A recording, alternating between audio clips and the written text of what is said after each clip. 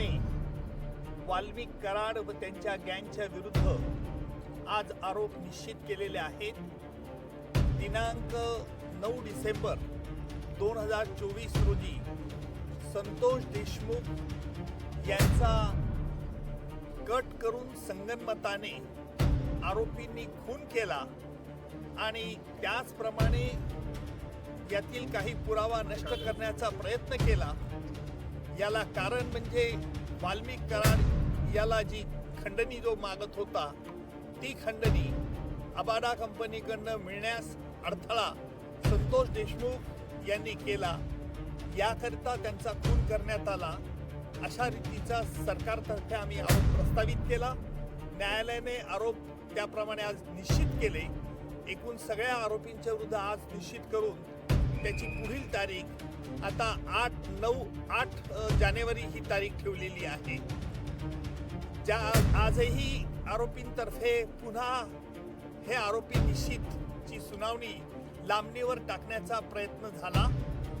आरोपींनी या खटल्यामध्ये आतापर्यंत जे D2 ऑपरेशन केलं, ज्याप्रमाणे पाकिस्तानतर्फे K2 operation, K for Kashmir आणि K फॉर खलिस्तान असं केलं जात होतं, त्याचप्रमाणे आरोपींनी देखील या खटल्यात वेळोवेळी वेगवेगळे हातखंडे वापरून D2 operation, D for delay आणि डिरेल, उशीर करणं आणि खटला उलथून टाकण्याचे प्रयत्न होते.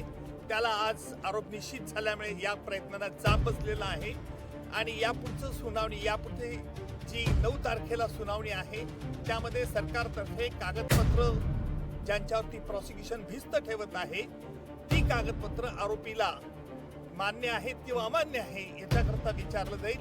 त्याच्यानंतर साक्षीदारांची यादी दिली जाईल आणि प्रत्यक्ष पुराव्याचं काम लवकरच सुरू होईल.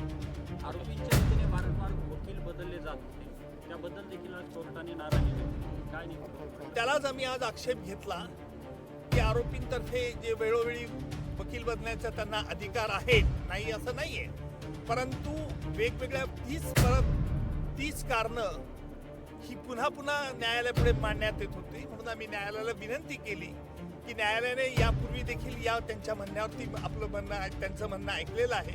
त्यामुळे न्यायालयाने यावरती निश्चित प्रकारचा आदेश द्यावा.